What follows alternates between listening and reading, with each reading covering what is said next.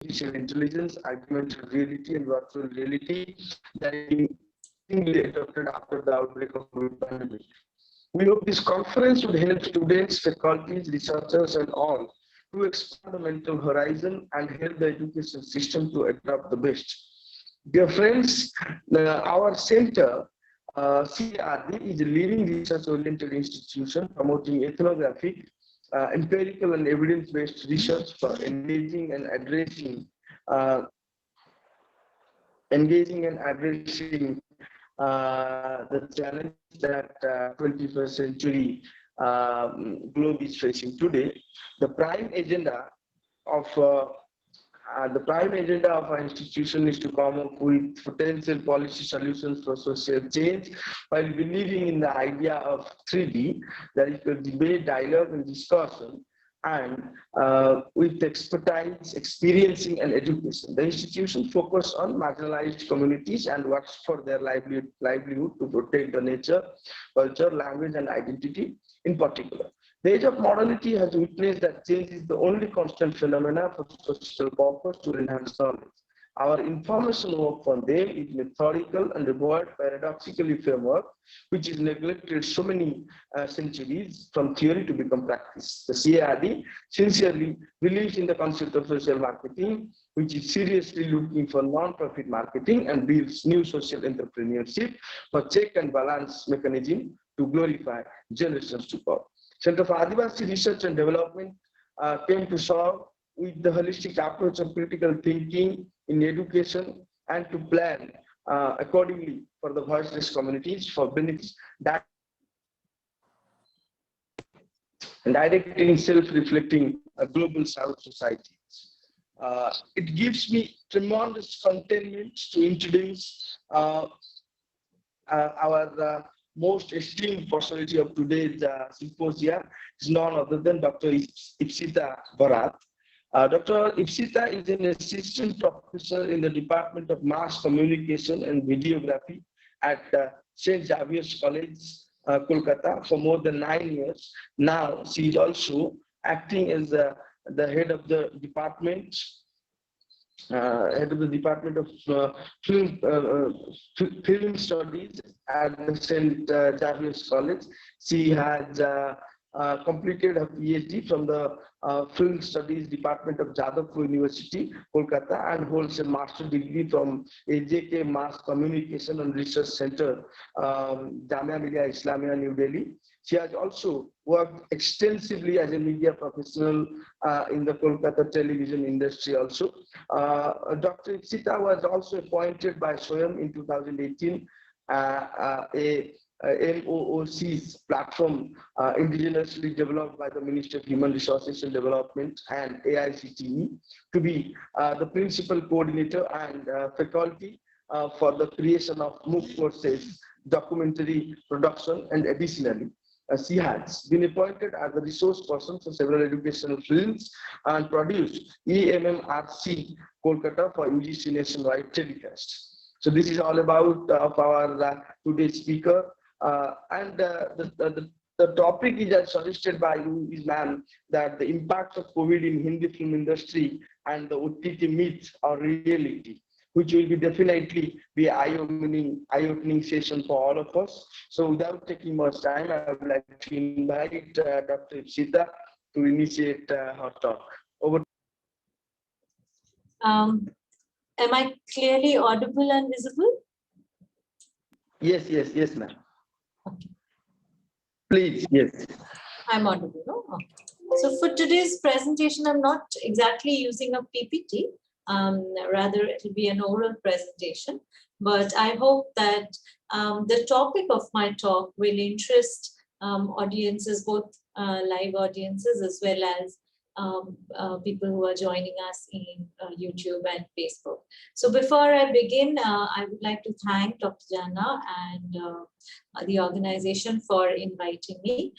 It's wonderful speaking and to talk in this forum. Okay, so my today's talk is basically about Hindi cinema.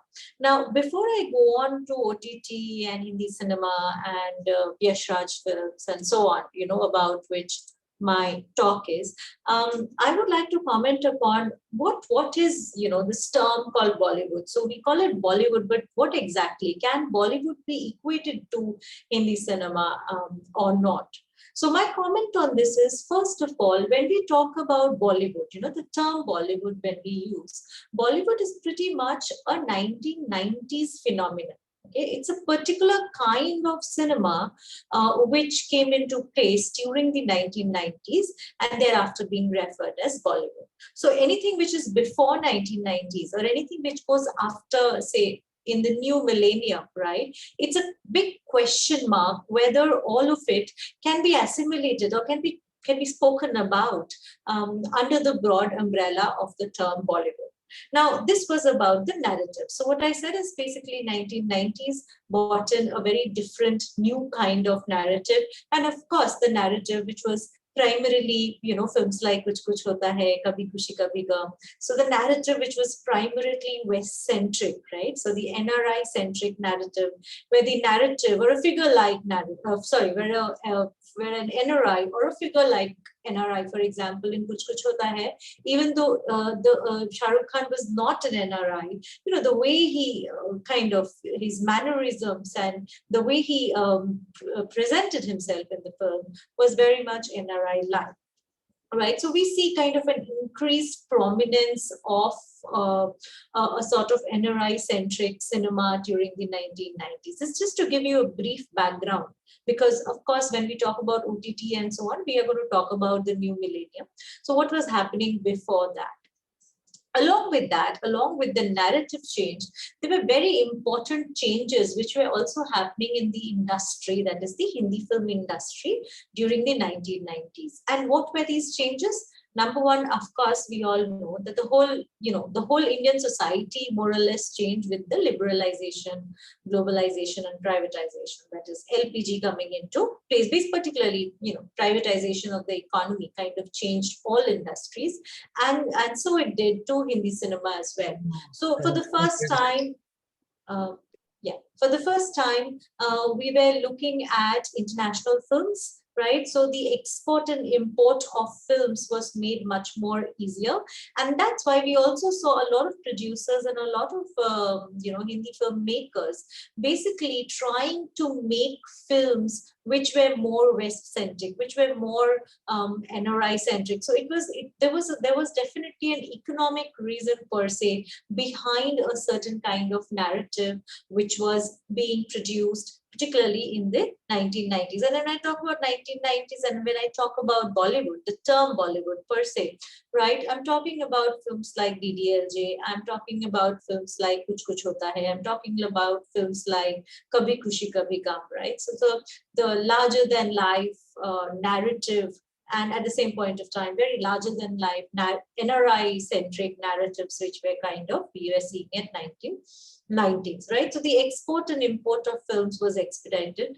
right? As a result, with the overwhelming response of the filmmakers towards making West-centric films, right? Of course, because a lot of Bollywood films were being, US and UK became most important market for Hindi cinema at this point of time. So we saw a lot of overseas export of Hindi cinema.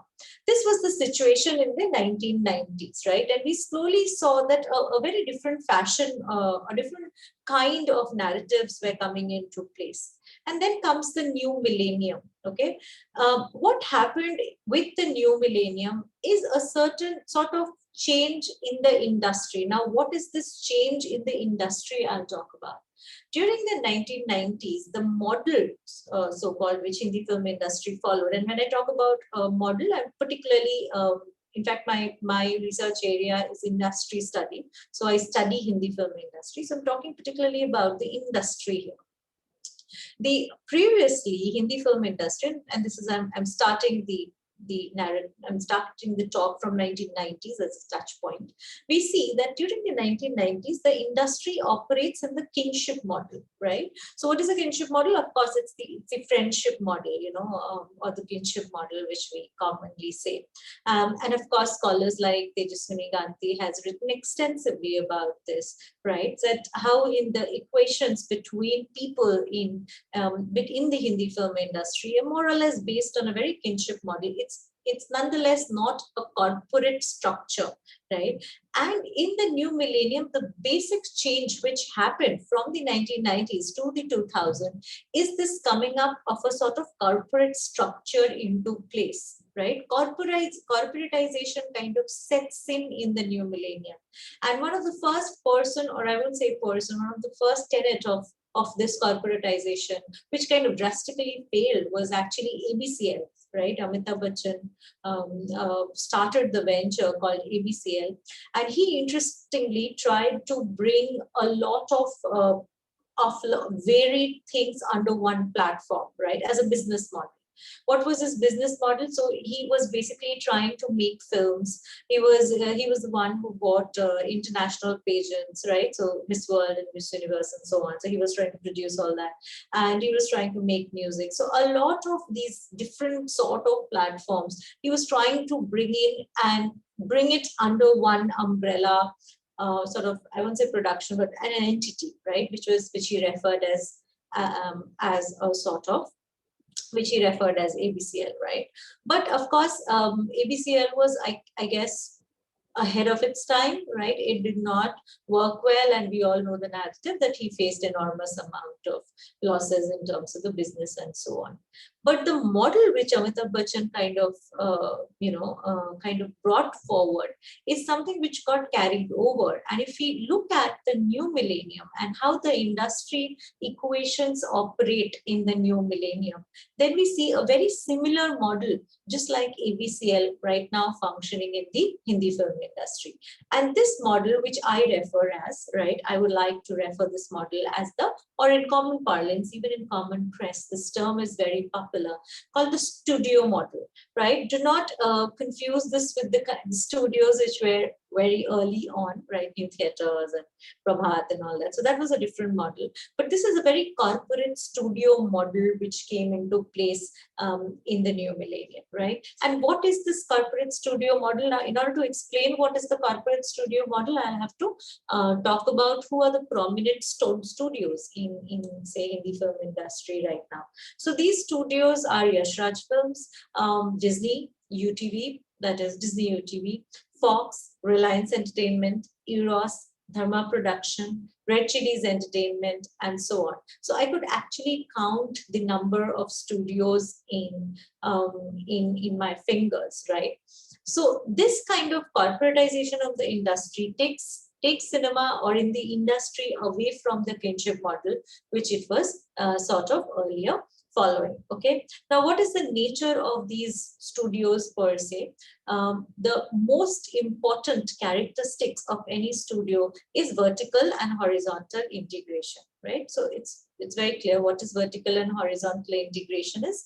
Horizontal integration is basically an integration between businesses in the same ladder. So for example, in case of cinema, if a particular studio, or whatever you call it, you want to call it production house. So if a particular production house is into production, at the same point of time, it is into distribution, and at the same point of time, it's into exhibition as well, this will be called a vertical integration, right? And what is horizontal integration? Let's take an example of Yash Raj Films. So it produces films, okay, and distributes and all of that. It doesn't exhibit. But at the same point of time, it also has stakes in television. So it also creates TV shows. Right now, it is also going to create web shows, right?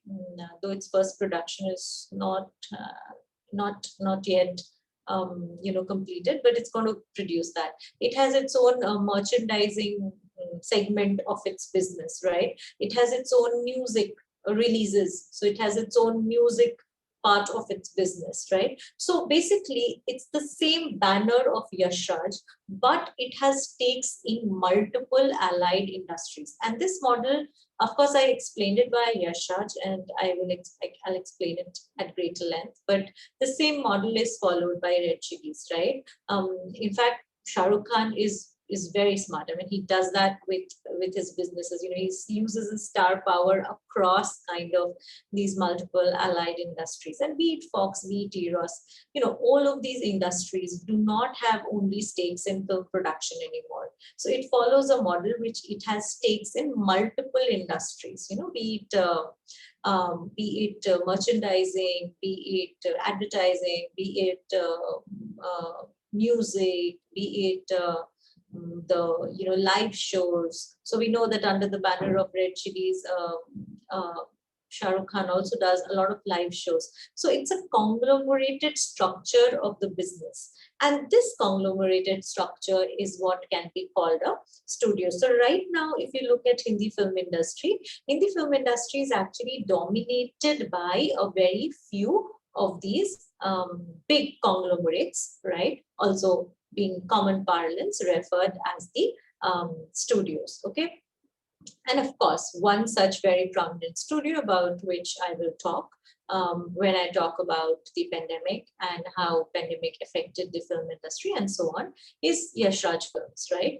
One of the biggest privately owned. Now, that's the difference between, say, Yash Raj and Eros, right? So Yash Raj is basically a corporate structure, right? And I'll just explain why I'm telling about it as a corporate. And yet it's a private run production. So it's a private run production. It's headed by one person, Aditya Chopra, of course. But at the same point of time, it can be called a private it can be called a corporate enterprise because it functions in a very corporate way, right? So one of the example is I tell my students, you can get a job in Yash Raj.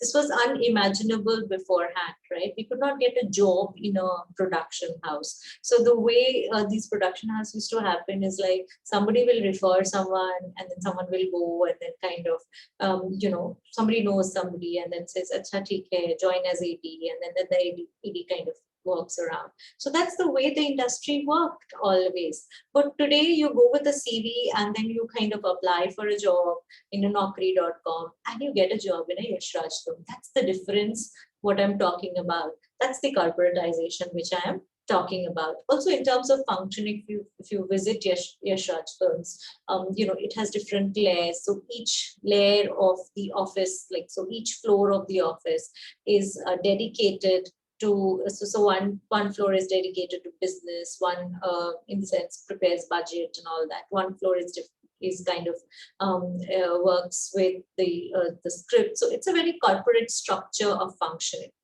right? And at the same point of time, as I said, it has multiple stakes in multiple industries like music, television, merchandising, even comics, right? As a matter of fact. So the industry was going all fine. The studios were the boss, so to say. What I mean by boss is that it is very difficult for an independent filmmaker, right, to make a film without studio backing. This is what I'm talking about pre-pandemic, right? So maybe pre-pandemic is till 2015, say approximately, right? What was happening in the industry was this. So the industry being kind of almost being run by these major studios. In fact, at this point of time, when I was talking to in personal communication with one of the producers, a small scale producers who was trying to make a film, right? And at this point of time, streaming was not very popular. So it was not the market of Netflix, Prime. So all of these were not very, very popular at that point of time. So the only option which this filmmaker had was to go on and sell his film to a studio, right? And he told me in the course of my research also, I found out that the way these studios kind of function was either they buy the films outright, right? So so if I make a film, say suppose, and I go to a studio, I'll sell my film, right? Or they will hire me as a producer or as a director to make a film and so on. So I'm not going into the details of the business, but definitely studios always remained in a very advantageous position, because for a one-time filmmaker, right, it was very difficult to kind of pitch in a film, right, in the new millennium. The reason being that marketing actually played a very important role in the new millennium, right? Films like what's the name of the film? Most of the indie films, you know, which is before 2015, the marketing spend of the film is equivalent to 40% of the film budget, and often it is much higher, actually higher than the production cost of the film. So for an individual producer, it's very difficult to get that sort of money, get that sort of funding. And therefore, the only option which a small scale producer who's making a small scale film is to go to a studio and ask for money or sell his film. So basically have a partnership with the studio in a 50-50% manner, or whichever way it works for the studio and the producer concerned. Right, so that's how the industry was functioning, and this is, I'm particularly talking about these small budget films, right? Big budget films, of course, most of the big budget films, in fact, come from a Dharma, or will come from a Yashraj, or will come from an Eros, which are basically the bigger fish in the market, which are the bigger players in the market. The smaller players had to go and do a sort of tie-up with these bigger fishes in the market. That's how the industry worked. I hope I'm clearly audible, sir. And visible as well. Am I clearly audible and visible? Yes, ma'am. Okay, thank you for the confirmation. Okay, so that's what was happening in the pre-pandemic times, right? For the smaller, for the smaller production houses, or for the smaller films, right?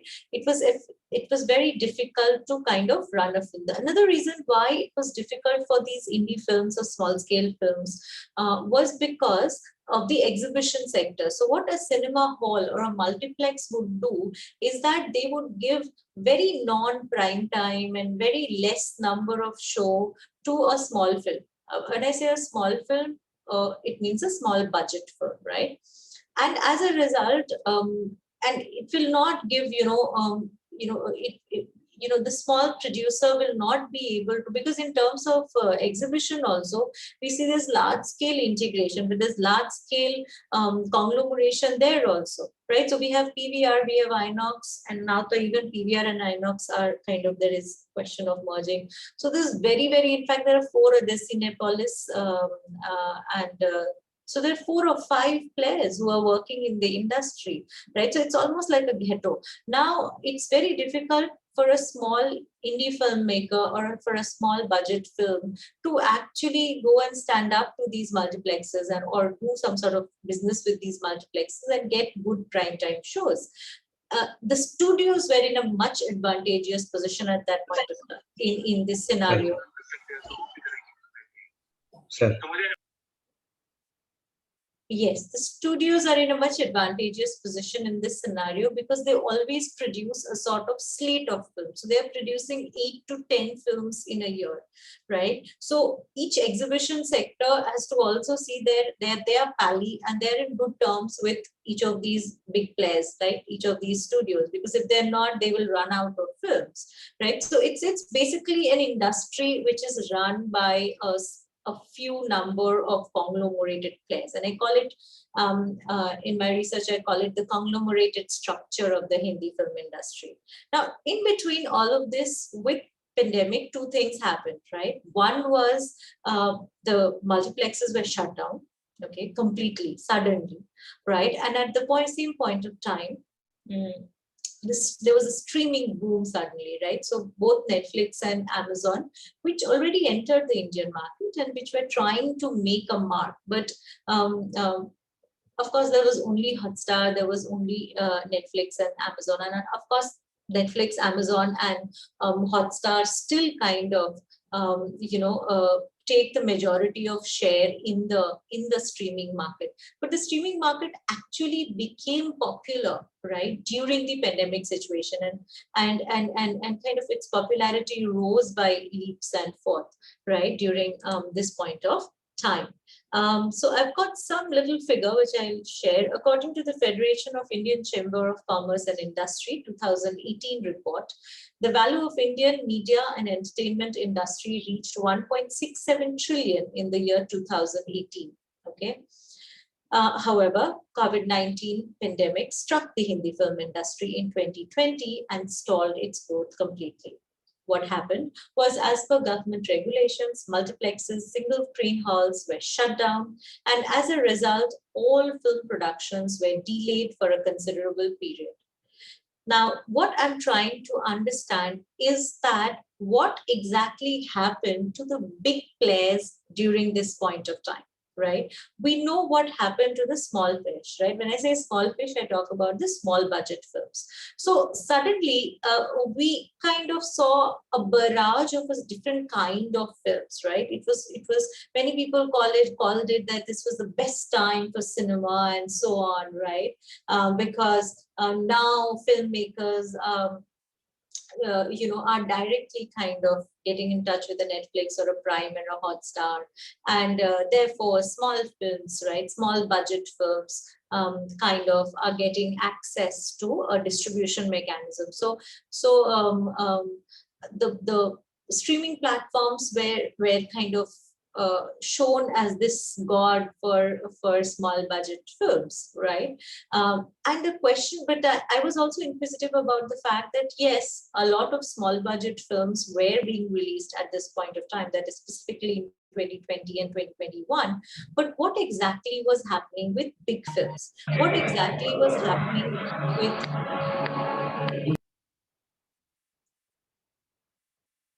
Ma'am, please continue. Yes. Okay. So what exactly was happening with big films? What exactly was happening with, say, a Yash Raj production, right? Or how did the studio actually survive at this point of time? And if it did, what was the mechanism of survival? So that was the idea of something which I wanted to figure out. And of course, in the course, I studied the detailed business model of YRF, which I have spoken already at length. That is the vertically and the horizontally integrated media business, right? And also about the structure. So in this purview, say Ashish Singh, who is the head of business there, he says that the structure of the company is very corporate. The way we handle the business is very transparent and professional. Yash Raj Films is not a listed company, but it is corporate in its structure, in its behavior, in its manner in which it conducts its business. So Yash Raj Films is pretty much a very well organized, very integrated, both vertically and horizontally integrated kind of was a full-fledged family-run extensive company pre-pandemic, right? So what happens then during the pandemic? Okay, because if you know, Yash Raj Films, the way it works, or a way with any studio, most of the studio works, is that they have salaried employees, right? As I was saying, that students can get a job there, which means that they hire employees. They will have editors which are on payroll. Apart from actors, of course, they have technicians which are completely on payroll. The reason they can afford to do this as opposed to a small production house is because they're always making a slate of films, right? They're making 8 to 10 films in a week. EDOS makes up approximately 8 to 10 films a year, right? So nonetheless, the question is not the numbers, but they always make a slate of films. So one or the other film is always on the floor, is always getting produced, right? And therefore this gives them two advantages. One is they hire employees, so they hire a cameraman or they hire a technician and so on. And the other thing is that the losses from one can be recovered from the other, right? This is the major advantage which studios have because they're making a slate of films. And apart from that, the other advantage they have is, of course, that they kind of they're into multiple industries. So even though, say, the film business does not work, there is the VFX business, right? And I'll come to it. This is how they make money, right? This is a question which I was trying to answer. So when we see about 2020, Yash Raj Films doesn't have a single production in 2020, not a single one, right? Which is quite alarming, because how did the company fund itself during the pandemic, and so on? This was a question which kind of I was trying to figure out, in the course of which I learned about the business strategy and the business model of Yash Raj Films. Prior to that, of course, Yash Raj was making big budget, multi-star cast film like Dhoom 3, and so on, which are extremely big budget films, right? So Yash Raj is known for big budget films. Then what exactly then what exactly was the model because of which, right, they kind of survived during the pandemic? So of course it was the studio model, but when I went into a little more depth of how this particular organization funded itself, how the organization functioned. So that took me to the idea that, number one, was Yash Raj Films is not just a film producer, it's also a film distributor. In fact, it's not only distributes Hindi films, it also has a foreign distribution wing. Okay, I'll just quickly, I don't know if sharing is allowed here. Maybe I can just quickly take you to Yash Raj's website.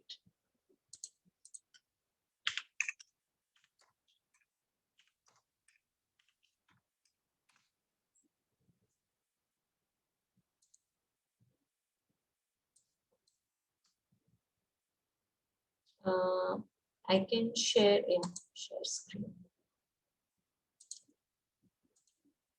Is it visible, sir, everybody? Yes, ma'am. Great, okay, thank you. So this is basically Yash Raj Films website, and we're looking at the films and so on. But what I want you to look at is this section. Yeah, this is the section I want you to look at. Okay, now we see movies, social, everything, and this is the division, right? You see that the business of Yash Raj Films at no point of time is dependent on any one thing, right? Now, of course, film production was completely stalled during 2020, but there is another wing of Yash Raj Films which we cannot be negated. And this is not just during pandemic. Actually, this is the survival strategy at all times, right? And not just pandemic, but definitely it kind of had a role to play. So number one is film distribution. It is a major film distributor in India, and it does not distribute its own films alone, right? That would have been a different case altogether if Yash Raj would have been only distributing their own films. But Yash Raj Films is actually distributing other films. So even if a small producer is making a film, it can go to Yash Raj Films and ask Yash Raj to distribute it. So it goes under the Yash Raj banner as a film which is distributed by Yash Raj.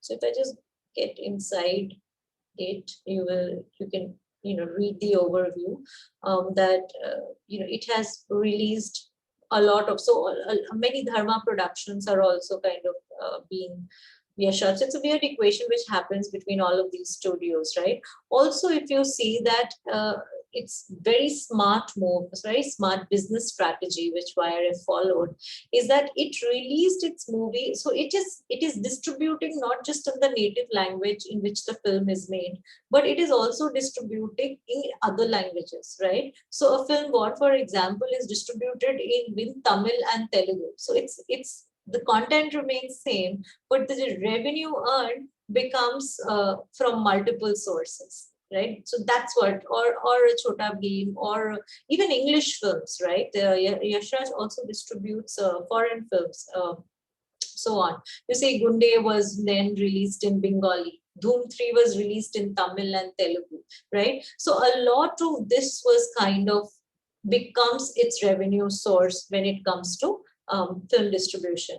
It also has an international distribution wing. I just hope that whatever I'm showing is visible. I'm changing the slides. Are the changes in the slides visible?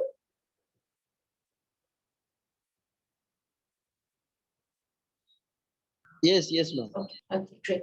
So film distribution, you can see that there's an international wing also, right? Which of course distributes its films and not just own films, it distributes other films also in the international market. Okay, so that's what is interesting. Now, YRF has an extensive studio. See, that this is what the model I was talking about, right?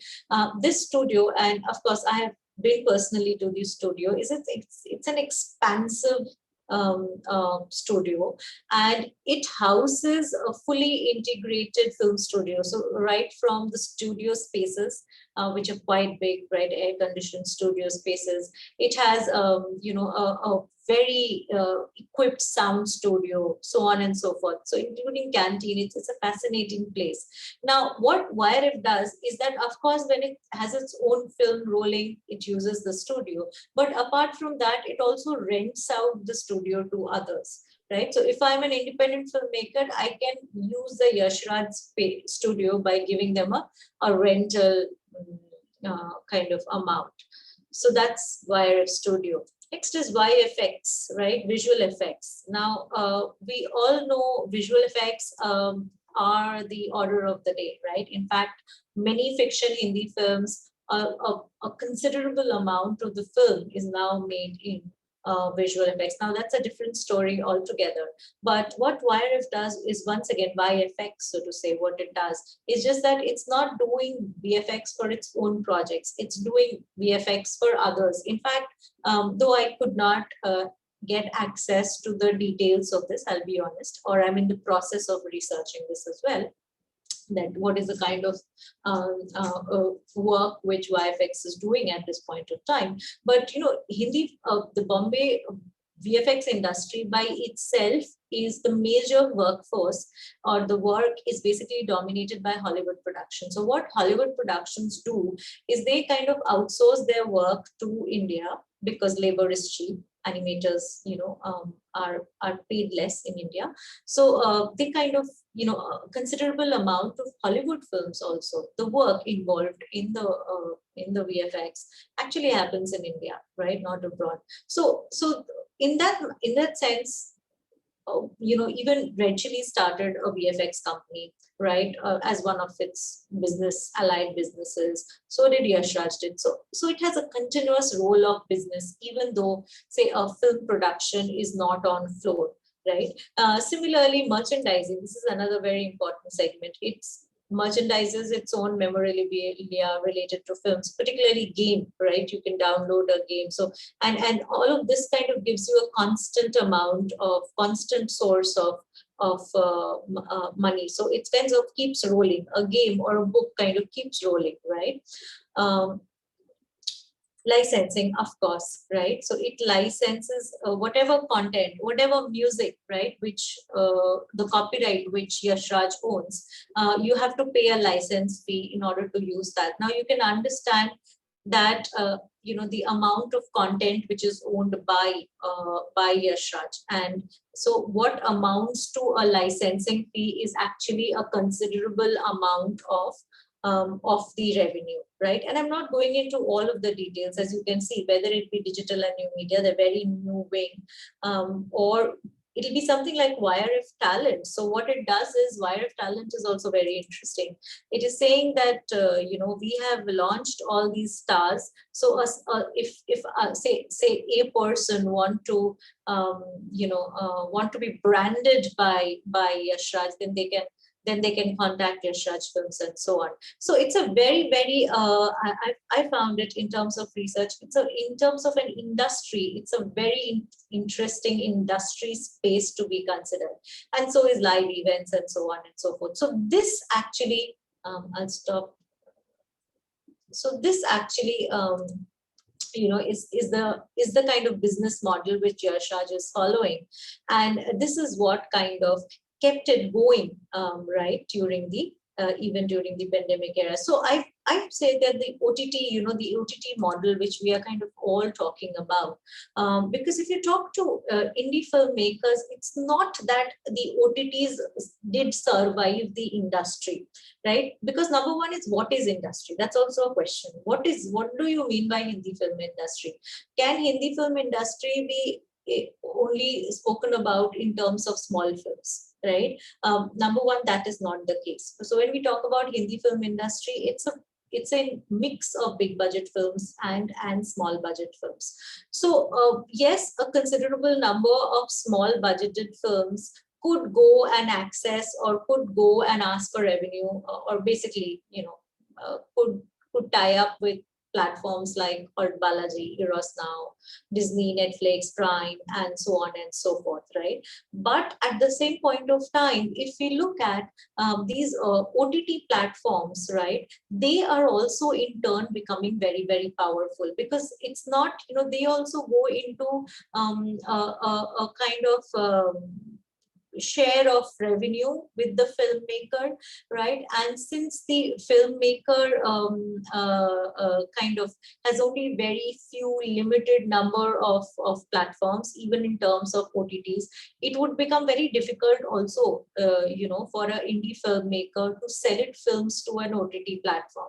So it's not like, OTT is the big savior of Hindi cinema. It was basically, there was no respite, because the studios were not in a position to release films, in the sense that because the multiplexes were kind of not functioning. Films like Gulabo Sitabo, films like Shakuntala Devi, films like Dil Bechara, and so on had direct OTT release, or the OTT first model, which is basically before you release in a theater, you kind of release in the OTT market. But this is a model which might not survive in future, because when we talk about Hindi film industry is also Suryavanshi. Hindi film industry is also a Radhe, right? Which survive only because they are accumulating revenue from all of these platforms, from telecast rights, from streaming rights, from merchandising rights, from overseas rights. Streaming rights is just like kind of one aspect of how these films kind of make money. Therefore, without a sort of strategy which the studios kind of formulate, which is like a wholesome getting from multiple revenue sources. So a film in that sense becomes larger than a film, right? It becomes a game, it becomes a book, it becomes a merchandise, it kind of it becomes music which is sold separately. So unless this model comes into place, right, it will be very difficult for ultimately for films to survive in the OTT first model. So that's pretty much my presentation on contemporary Hindi film industry. I hope I stuck to the time. So I'll just please continue, madam. Yeah. No, I would like to take some questions if you have. After finish your lecture, we should start question answer. Okay. Just 1 second. I'll start presenting now. I think more or less I am. Hello, sir. Yes, madam. Yes. So I think more or less I'm through the lecture, because it was I thought of it as a 45 minutes lecture, and then maybe 15 minutes I can take up questions. Okay.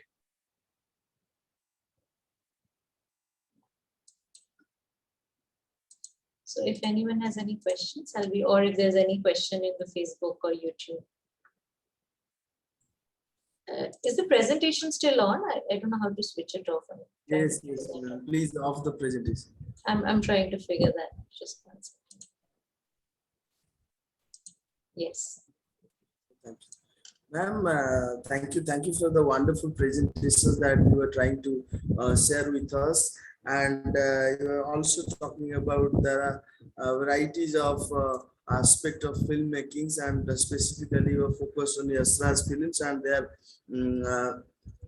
accountability towards filmmaking.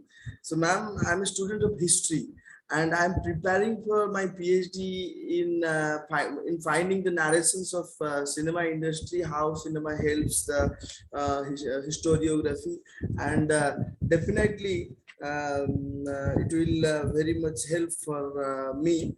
And particularly my question is, as a researcher on cinematography, or find out the historiography of cinema and cinematography, how do I anticipate the historiography of cinema making? And as a primary researcher, what should be your suggestion? What should be the best fields of research in cinema? Yeah. So what I spoke particularly in today's presentation was about contemporary cinema, because that's my core research area. So I research on the contemporary Hindi film industry. But of course, you know, if we talk about Hindi cinema, it's not just contemporary cinema, right? So it starts, of course, from the time, say, of Phalke started making Hindi films, like started making films, right? So that's the origin of Hindi cinema, or a particular, you know, the studio era. So what is followed by Phalke is the studio era, where studio does not confuse with the studio which I was talking about, right? So this is when slowly after Phalke, studio formations come into being, right? Followed and a different kind of, you know, it's like New Theatre, Prabhat, these studios kind of come into being. After that, the coming of the sound is an important, you know, in terms of footsteps, right? If I'm talking about in terms of history, then the coming of the sound, and of course, then the pre-independent cinema, and so on. And there's, of course, the new wave, the parallel cinema.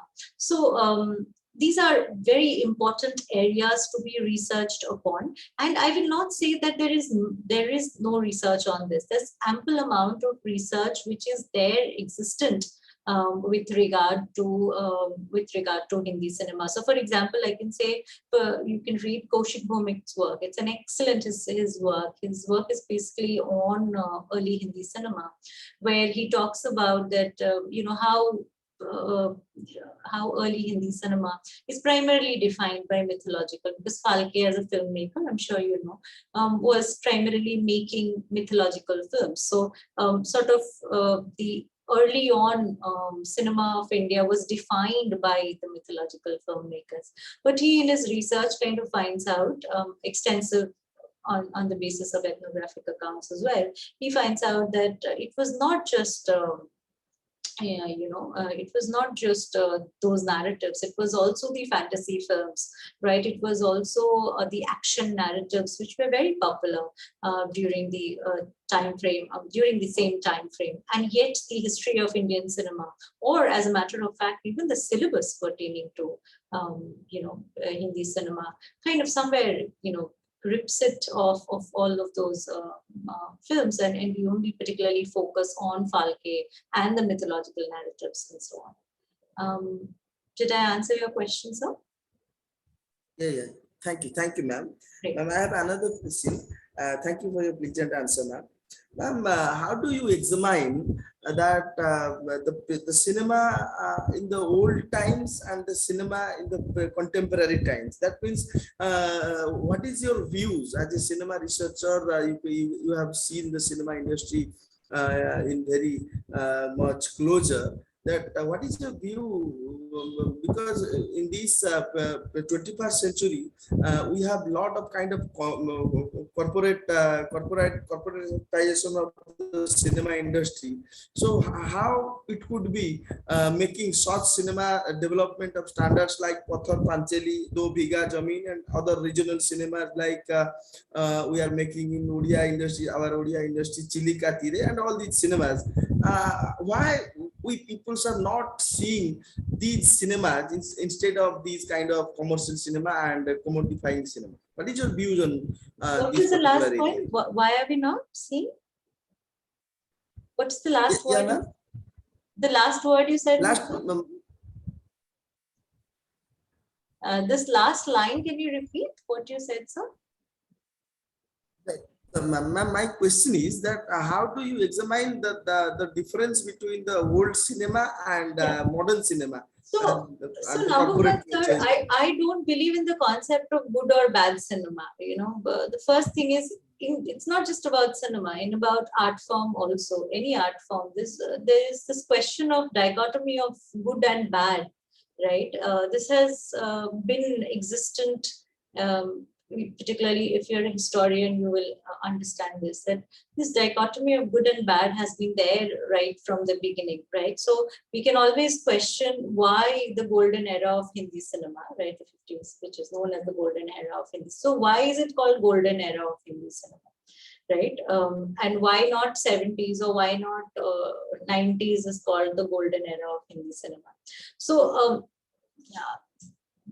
so the question of good and bad has been there, okay, has been there, and of course for a certain reason. So for example, instead of saying good and bad, it has always been that the society in general ascribes a certain kind of cinema as good cinema. So for example, that's why I was giving the example of Falke's film, and I was giving the example of say Vadia movie tone films, like basically the Hunter Wali Ki Beati, that kind of films, right? So they're very popular. These are very popular narratives, early narratives. Now, but when we see Hunter Wali Ki Beati is something which is kind of forgotten, or something which is ascribed as bad cinema, particularly because it did not cater to a sort of middle class sensibility, right? But whether it can be, whether something which doesn't cater to a middle class sensibility can be ascribed as bad or not is, number one, a question. Okay. Number two, when you look at a film, it is connected to a lot of things, right? It is connected to the society, it is connected to the technology, right? It is also connected to the industry. So it's, and it's also connected to the state, right? So it's a lot of factors which is responsible into the culmination of an art form. So today we are looking at certain kind of cinema. Of course, there's digitization which has come into place, right? Of course, the society has changed, right? And the product of this society, the product of this industry, which I was talking about, the product of this technology, right? So we have steady cams, we have small handheld cameras, will kind of give you a different product, will kind of give you a different art form than something which was, say, 50s or 60s, right, producing. And if you're talking about new wave was a completely, like, if you're talking about Mrinal Sen, if you're talking about Shyam Benegal, that's a different kind of course, I will need more time to talk about it, but that's kind of a different, it opens up a different question altogether. That was a different times altogether, when certain group of filmmakers decided to deviate from the cliche, right? And or in simple terms, the Hollywood way of making cinema, right? And these were also very powerful filmmakers. And look at how the state also helped at that point of time, right? There was Film Finance Corporation. There was NFI which came into place. There were institutes like FTI and SRFTI which opened up. So that kind of gave a lot of impetus to this new set of filmmakers who were coming out fresh out of graduates of these institutes, right, to make a very different kind of cinema, what we refer as good cinema, right? So every art form is a product of its time. That's what I would like to say.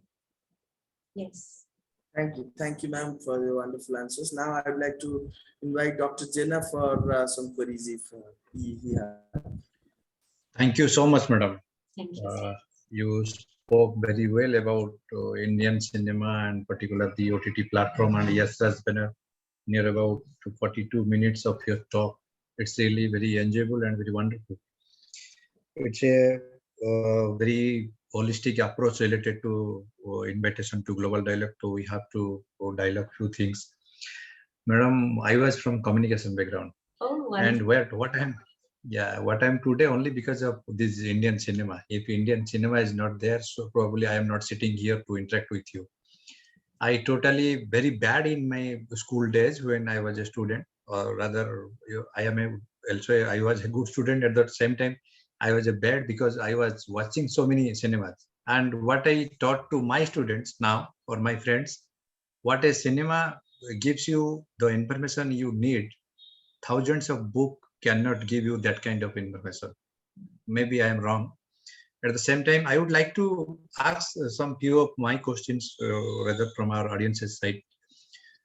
When you going to do a cinema or work a cinema, particularly the glamour world, after 75 years of independence, we could not see any tribal hero, any tribal heroine, any tribal actor in big canvases is concerned, because our center is always looking seriously for these communities and these cutting edge people. What lacuna behind it, madam? I think, sir, we're talking about the inclusion of the other, right? And this other can be tribal, this other, the other which is kind of at the other side. And I think it's not just cinema. If you look at news also, there's some sort of lack of inclusion of this other, which we are talking about.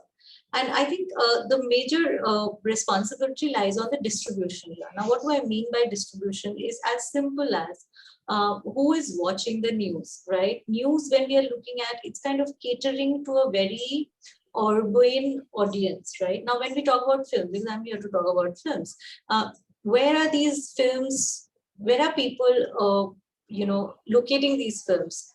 Films are basically screened on in multiplexes. Now look at the structure of a multiplex only, and look at the kind of people who is visiting a multiplex. Okay, when you go to watch a movie in a multiplex today, you have to spend, say, if not more, 150, 200, right? Not only that, look at the way, unlike a single screen theater, you will be screened at the entry gate. There'll be people who are wearing a certain kind of attire or kind of addressing you.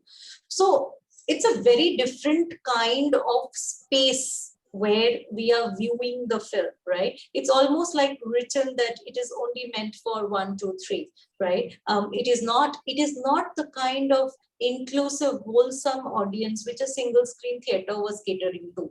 The class, the class fact, the difference of class was sort of not there in a single screen theater or in a theater, like when you see a theater.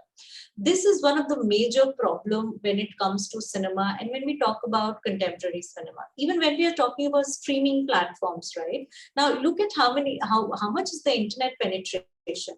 Who are watching these streaming, whatever films we are watching on Netflix and Prime, right? This is the reality of cinema, that the exhibition space is not very inclusive. Okay, if the exhibition space is not very inclusive, then it's very difficult to incorporate this other into the narrative, or even if it is incorporated. And when I say other, I mean a lot of, anybody who's not incorporated in these narratives, they are kind of incorporated in a very, in a very starlit fashion, right? So in a film like, so it's not that, we'll not see an actor.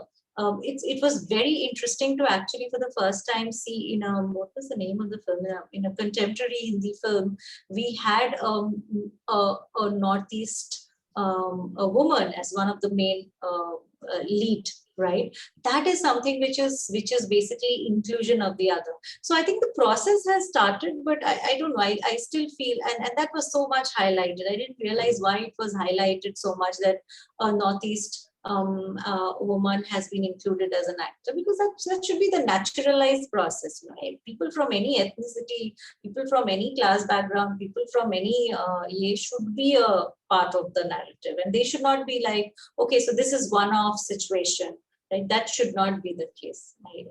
I hope I answered your question, sir. Thank you, madam. A second question for you.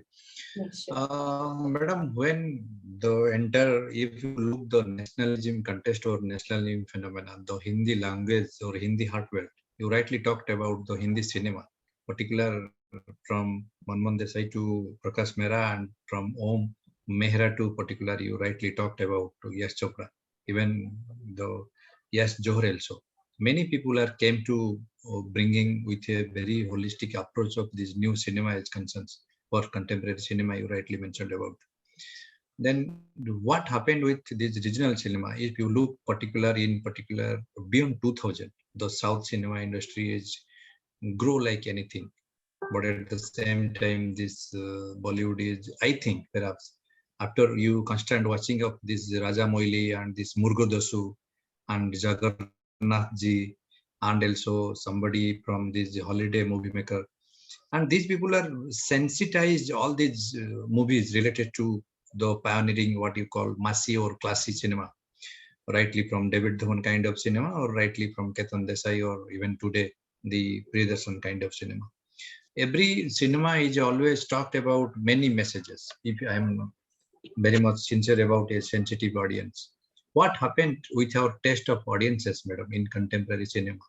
From Sam Banegal to the right Manoj Bajpayee's cinema, or rightly you picked out your Satyajit Ray, if I'm not wrong, the Satyajit Ray Film Institute in particular Kolkata, and the Bengali people are particular. They are very fun-loving of the cinema maker.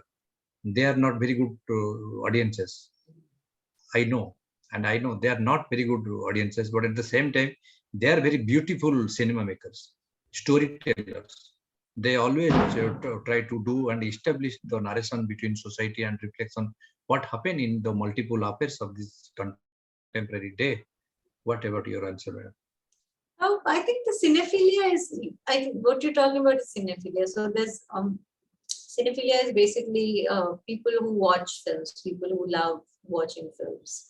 Now see the audience, what we're talking about, which is actually the what kind of films come out of an industry is, because films are not just for personal consumption, it's a business also at the end of the day. So I feel films are definitely derivative of technology and industry and all together, but films are definitely derivatives of the financial strategy, what goes on, the finances before in the film makes. So new wave films, if we are talking about new wave and we are comparing it to new wave, then new wave films at that point of time, true, it had a different audience, but it also had a different sort of way via which it was addressing audience. So number one, there were film clubs, right, which is completely non-existent today. Since you spoke about Kolkata, Kolkata was one of the most important centers of film clubs. Film clubs is basically 10 people coming together for the love of the art, for the love of the cinema. They would watch films, talk about films, write about films. So there were so many film clubs which were operational throughout the country. There was a Nandan, right? Or every state, as a matter of fact, government was funding. There was Film Finance Corporation. So it is basically, or the television came in also in big way. They were screening these films. So those were kind of times when, also at that point of time, you have to remember, audiences did not have any ways and means to watch world cinema. Right. So at that point of time, when Ray made Pothet Pachali, it was a global hit, right? And of course, it took Indian cinema to a different, different heights altogether.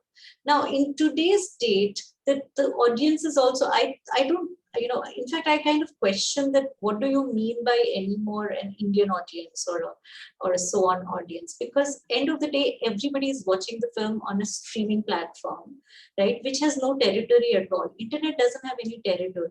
So the film is being watched by somebody else. I am sitting here and many of my students are K-pop fans, right? I haven't heard of K-pop. I haven't seen a single K-pop. They're like, ma'am, it's impossible then. So it's Korean pop films. So then, this audience, which is watching Korean pop cinema, which is kind of at the same point of time watching Hindi cinema, at the same point of, so it's a very different mix of audience. And this is kind of, I think Hindi film industry is also grappling with the idea of what will be a kind of cinema which will be appealing to this new audience, right? And I call this internet mediated audience, which inherently is watching films online, right? Whether it be streaming platforms or whether it be these illegal P2P platforms, right? Which has become very popular. So cinema is kind of also, and then the pandemic came and then things kind of changed completely again. So cinema is also kind of going through a lot of transitions and transformations. So it's an interesting case study to see that what will be the audience, what will be the changes in terms of the reception of the cinema. Hope Dr. Jana was able to answer your question. Thank you, madam. Thank you so much. And this is last question for you today's night, madam. Sure. Madam, I would like to say some few words about the cinematic journey. Somebody asked, मेरे पास बंगला bank balance गाड़ी सब है, तो भाई बोलता है मेरे पास माँ है, and entire माँ connecting India through cinema. And somebody asked the gentleman about the Sole cinema. कितने आदमी थे रे कालिया, तो वो बोलता है मेरे पास 2 आदमी. सॉरी, गब्बर सिंह जब बोलता है कितने आदमी थे कालिया, तो वो बोलता है वो सिर्फ 2 थे. तुम इतने सारे आदमी और वो 2. दो I want to just bring it out the storytelling style of this cinema making of Bollywood, at the same time the dialogue delivery. That kind of dialogue always suit for these kind of characters. These characters always in terms of in social science context, assumptions, hypotheses, and puzzles. But in our India, madam, if you look the serious academicians and also the universities don't bothering about cinema study and also film making kind of scenes. If you go to abroad and you can find anywhere, you pick any university, there is a very fantastic department called Department of Cinema Study, Department of Film Studies. And these people are doing so marvelous works on particular the research of cinethics. And what wrong with our Indian people? But I think the situation is definitely changing, because I can see, I'll not name colleges, but then at least in the last few months, there are 2 government colleges which has approached us to help them with their syllabi and so on. So, and in fact, if maybe not under the banner of cinema studies, but I know they are under the major heading of mass communication.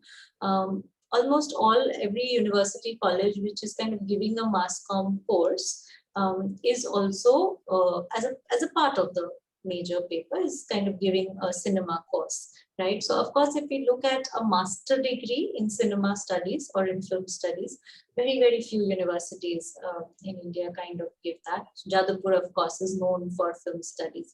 I think we'll also have to find out what will be, and it's true, it's not just true for India, it's true for abroad as well.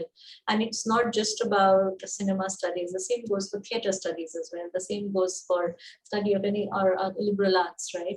What is the future of students, right? What will be the job prospect of students? I think that we as teachers or we as academicians, that is our responsibility to locate, because once that can be located, ideated, right? Then I think, more and more, or if you're talking about filmmaking even, right? So I believe filmmaking and film studies are 2 sides of the coin.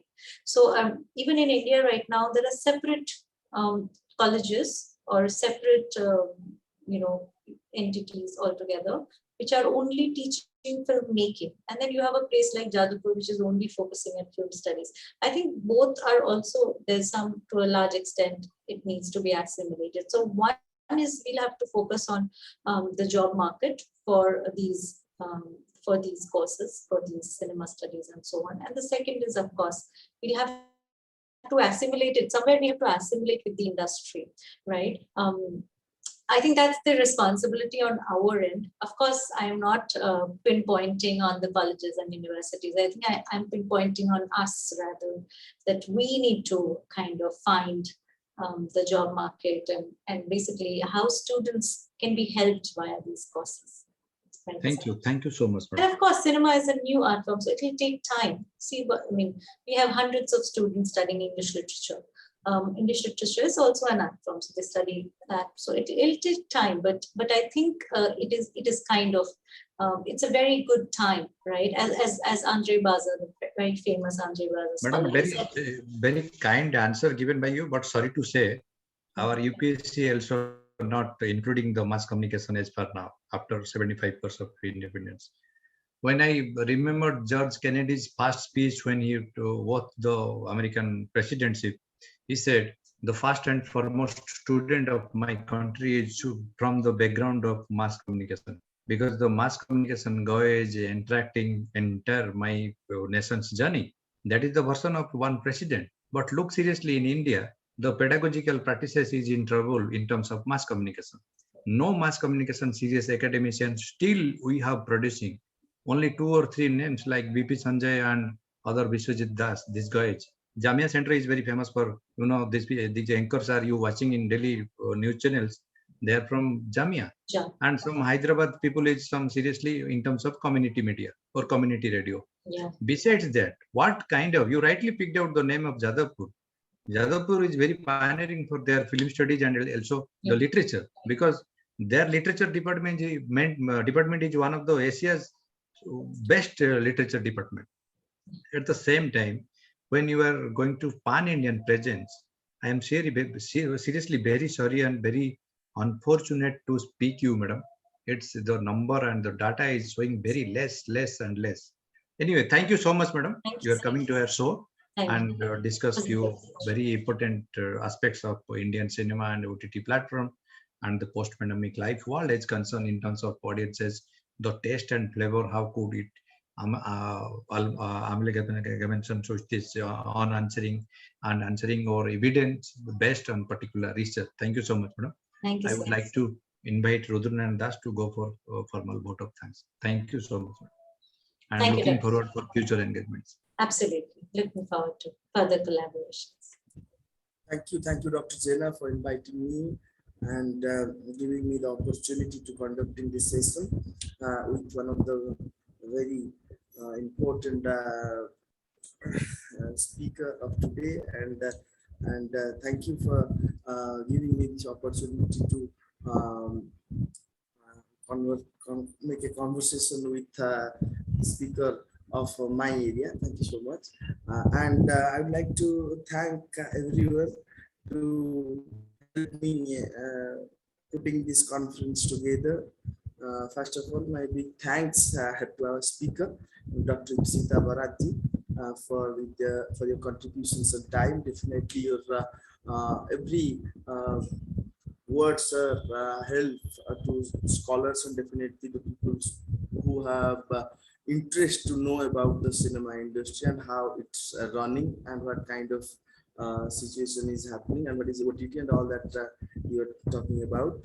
Thank you so much for joining us in World Human Sciences and Management Conference, and thank you for your contributions.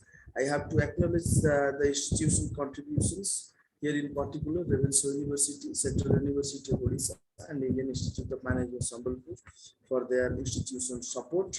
My sincere thanks to all the patrons of this conference, Professor Sanjay Naik, Professor Sarat Palita, Professor Mahadev Joyswal, and the conveners, Professor Chandi Prasad Nanda and Charudatta Panigrahi. And also special mentions to Dr. Vikram Kesari Jena, Director, Center for ADIVASI Research and Development, and Dr. Mukul Patnaik, Shubham Das, San Kashyap, Professor BC Das, Professor Srinivasulu NS, and all the members of the CARD world who have shared their ideas and help us to make this 100+ seminar activities. Thank you. Thank you, our participants, very few in here and larger in Facebook and YouTube who are watching us and sharing your ideas. Thank you so much. Ma'am, you can find out the video of this. Your talk will be in Facebook. I was tagging you in Facebook. You can find it soon. Thank you. Thank you for joining. Thank you. Thank you so much. Thank you. Bye-bye, Dr. Jen. Thank you. Thank you so much. Good night. Thank you.